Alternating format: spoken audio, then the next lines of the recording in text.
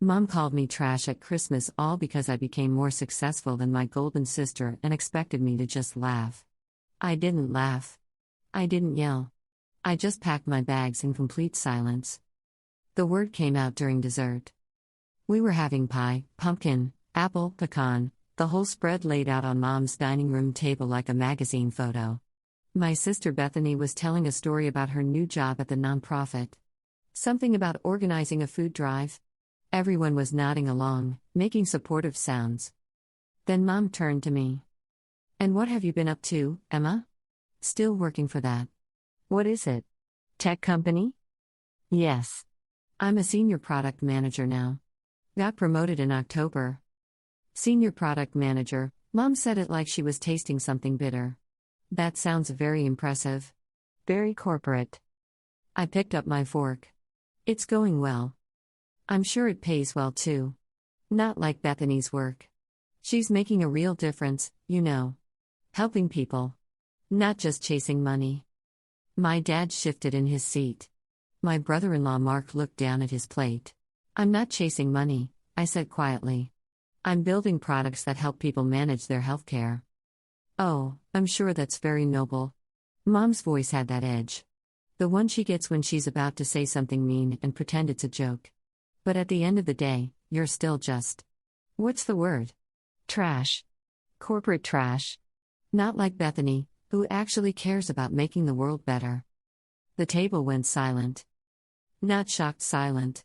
Uncomfortable silent. The kind of silence that means everyone heard it and nobody knows what to do with it. Bethany laughed. Nervous. "Mom, what?" "I'm just being honest. Emma knows I'm kidding." "Don't you, Emma? You know I don't mean it like that." I set down my fork. Carefully. Looked at my mom. She was smiling. Expectant. Waiting for me to laugh along. To agree that yes, it was just a joke. To let it slide like I always did. "Emma?" Her smile faltered. "Come on. Don't be so sensitive." I didn't say anything. Just stood up. Pushed my chair back. Walked upstairs to the guest room. I could hear Mom downstairs. What's wrong with her? I was kidding. She knows I was kidding. Nobody responded. I pulled my suitcase out of the closet. Started packing. Methodically.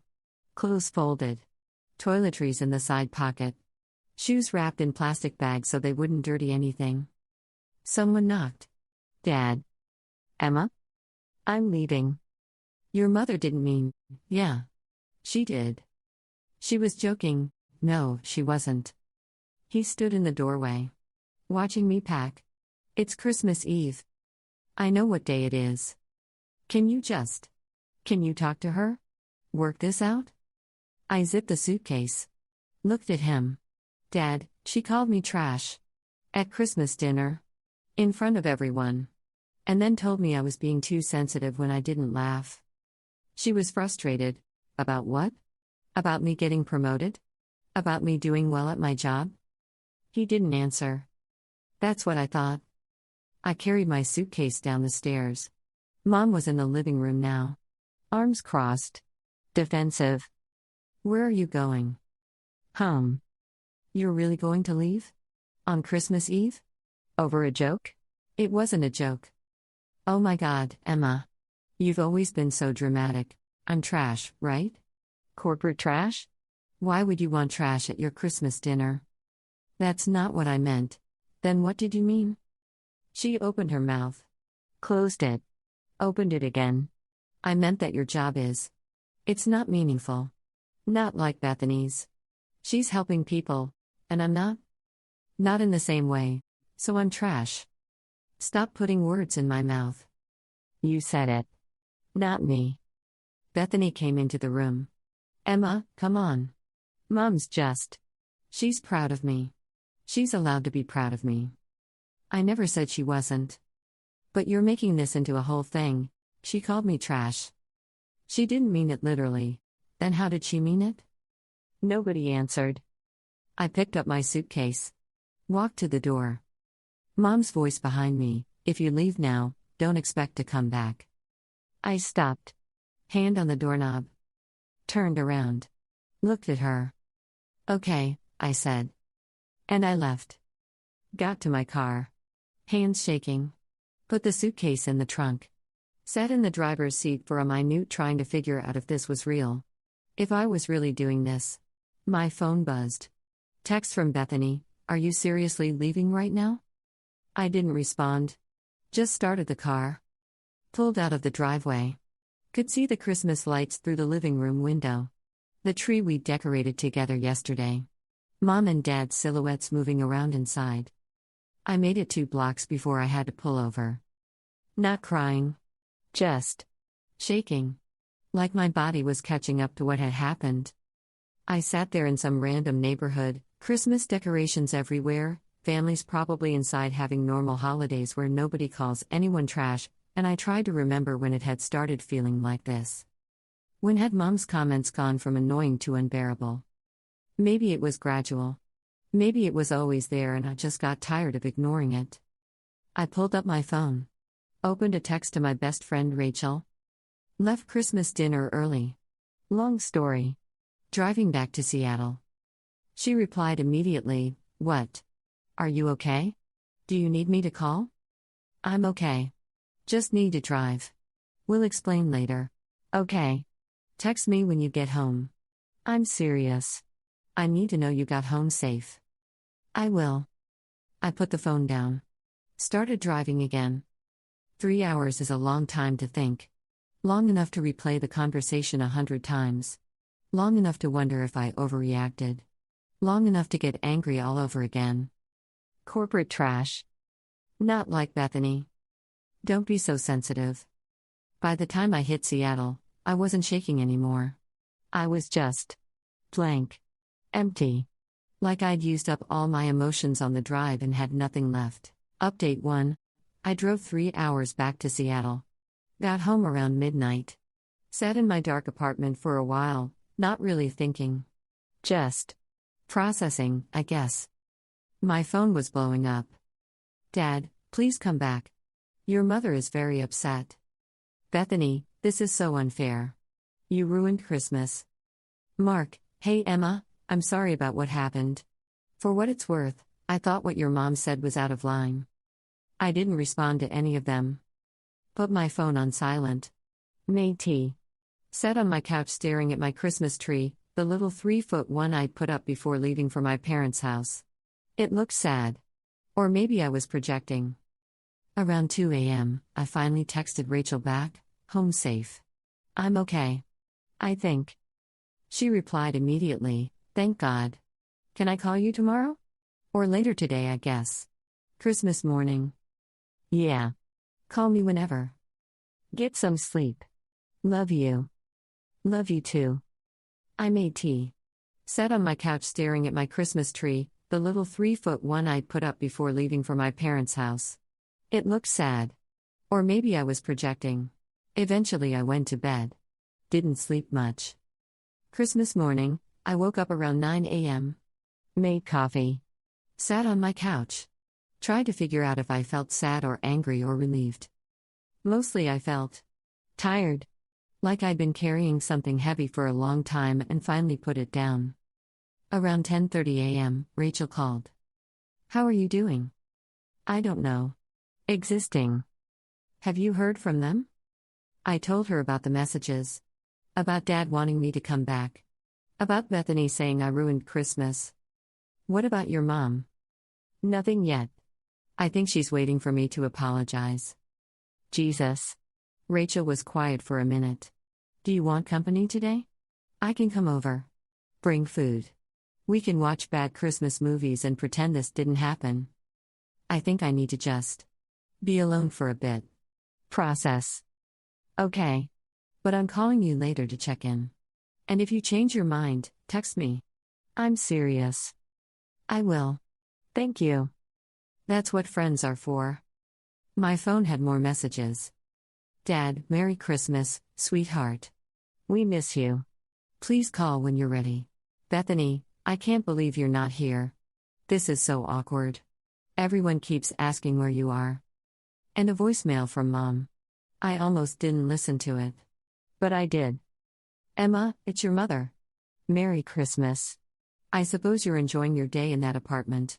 I just want you to know that your father barely slept last night.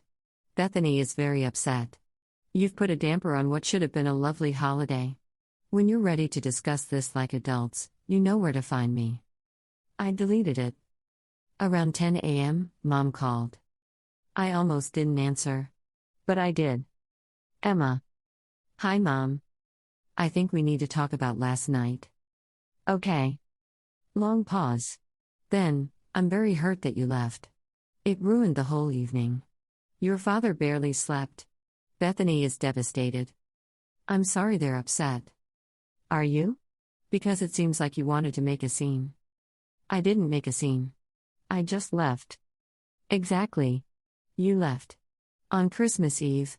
Without even trying to work things out. What was there to work out? I told you I was kidding. I didn't mean, I would never actually call you trash. You're my daughter. You did call me trash. Then you told me I was being too sensitive. Because you were. It was a joke, Emma. A bad joke, maybe, but a joke. And you turned it into this huge drama by storming out. I was quiet for a minute. Did you call to apologize? I called to see if you were ready to apologize. To you? Yes. For ruining Christmas. For making everything about you. I hung up. Sat there staring at my phone. She called back immediately. I didn't answer. She called again. Again. Then a text, fine. Be that way. But don't expect me to chase you. I blocked her number. Felt. I don't know. Something. Not good. Not bad. Just something. The rest of Christmas Day was weird. I didn't have plans. Hadn't expected to be home. I'd packed presents for everyone, they were still in my car, actually. I hadn't even brought them inside. Around noon, I realized I still had the presents in my car. I'd put them in my trunk before leaving for my parents' house, planned to bring them inside when we opened gifts. Obviously that didn't happen.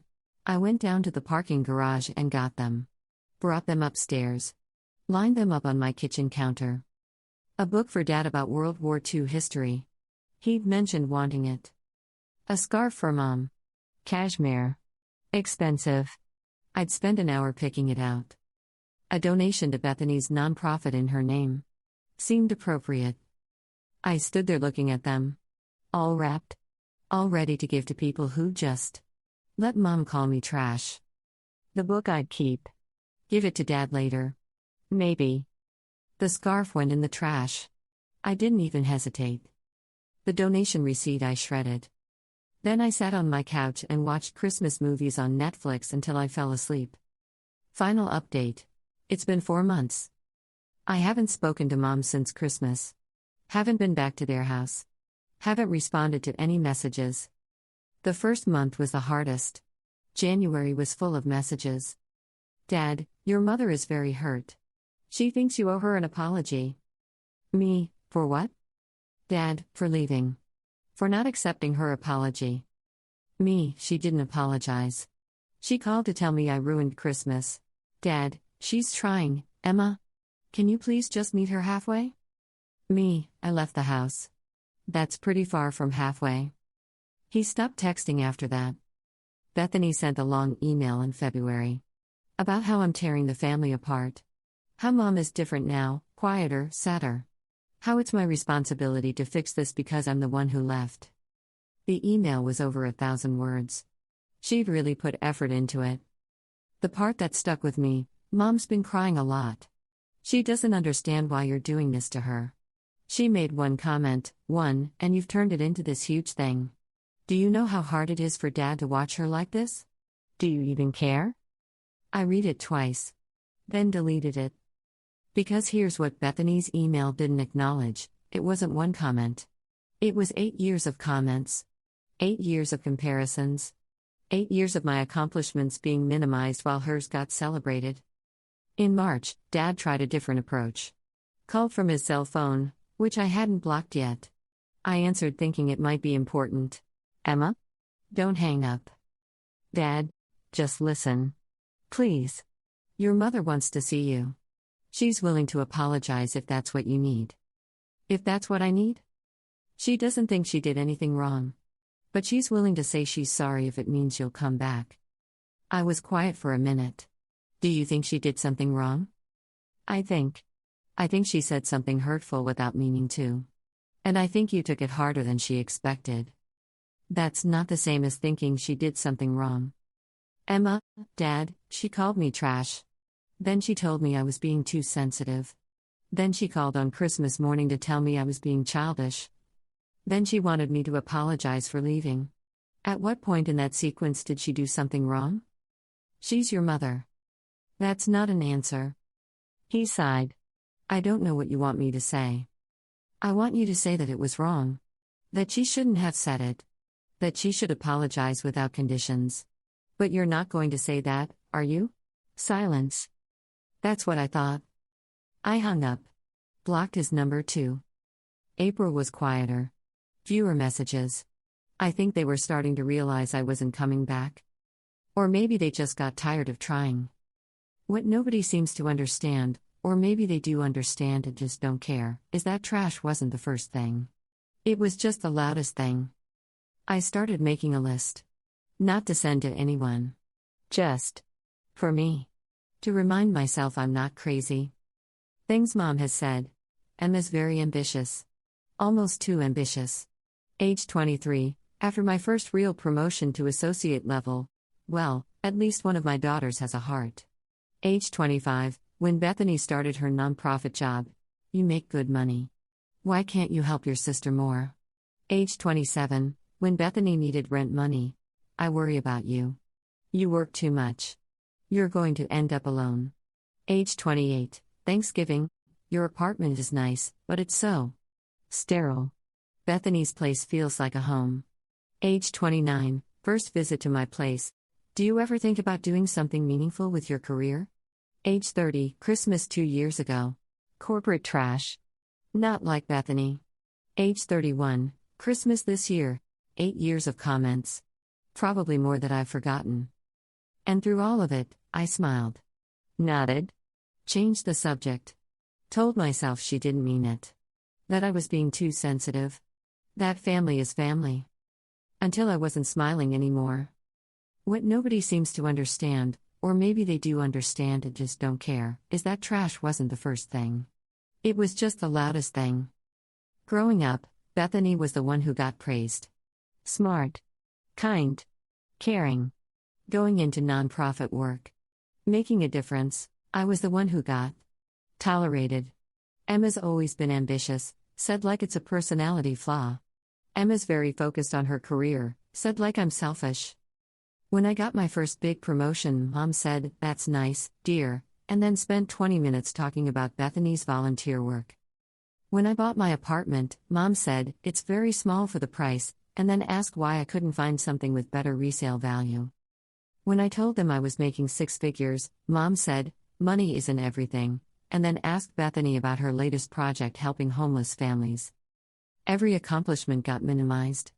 Every success got compared to Bethany's more meaningful work. And I just took it. For years. Smiled. Nodded. Pretended it didn't hurt. Until she called me trash. And I realized I was done pretending. Last week, I got invited to speak at a tech conference. About healthcare accessibility. About the products my team builds that help low-income families manage medical appointments and prescriptions and insurance claims. I said yes. Then I spent 3 days writing my speech. Rewrote it 4 times. The conference was yesterday. The night before, I almost canceled. Stood in my bedroom looking at the outfit I'd picked out, wondering if I should even go. Wondering if any of it mattered. Then I thought about Mom. About corporate trash.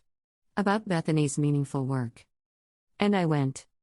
The room was packed. Maybe 200 people.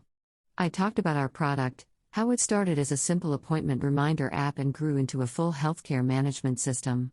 How we designed it specifically for people who don't have reliable internet. Who don't have smartphones. Who are juggling multiple chronic conditions and can't afford to miss appointments. I told them about one of our users, I'll call her Mrs. Chen, a diabetic grandmother who missed 3 doctor's appointments in 6 months because she kept forgetting when they were. How our text message reminder system helped her stay on track. How her A1C levels improved. How her daughter told us we might have saved her life. I told them about the Medicare integration we built. How it helps elderly users understand their coverage. How it translates medical jargon into plain English. How it saves people thousands of dollars in out-of-pocket costs because they finally understand what their insurance actually covers. When I finished, people clapped. Solid applause. A few people stood up. I saw a woman in the front row wiping her eyes. Afterwards, a guy came up to me. Said his mom uses our app. Said it changed her life. She was missing dialysis appointments, he said. Kept getting confused about when they were.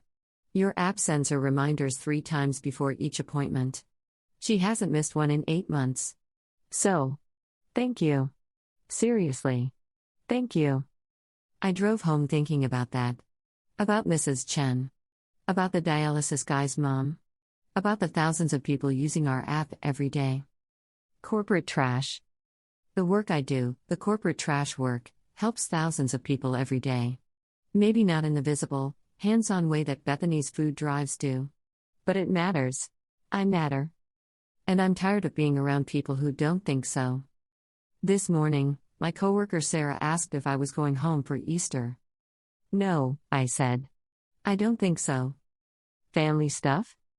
Yeah. Family stuff. She nodded. Didn't push. Just said, that's hard. I'm sorry. And I appreciated that. The not pushing. The not telling me that family is family and I should forgive and move on. Then she said something that made me stop. My sister and I didn't talk for 2 years once. Everyone kept telling me to reach out. To be the bigger person. To fix it. What happened? I didn't. I waited for her to realize what she'd done. And eventually she did.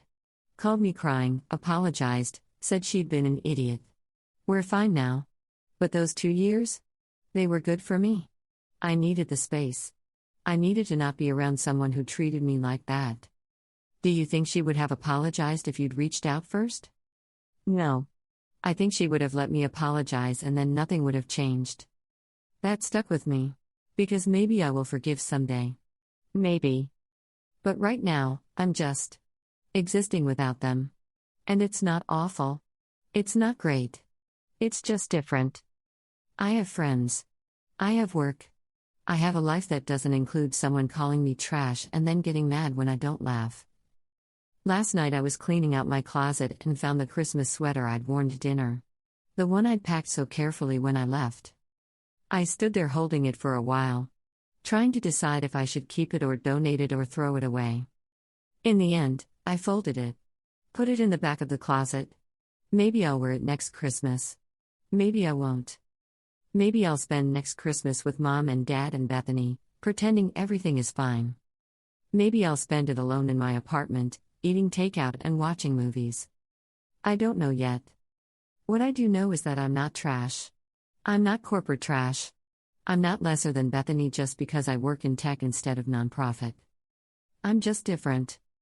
And if my family can't see that, can't value that, can't love me without constantly comparing me to my sister, then maybe it's okay that I'm not there.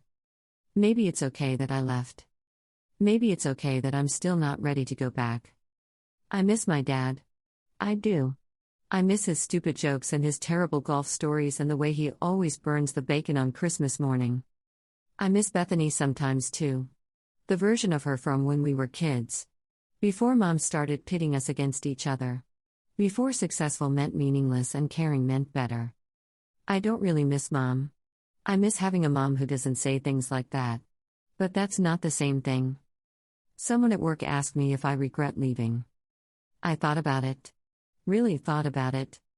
No, I said finally. I don't regret leaving. I regret that I had to. And that's where I am. Not resolved. Not healed. Not sure if I made the right choice. Just here. Without them. Figuring out what that means.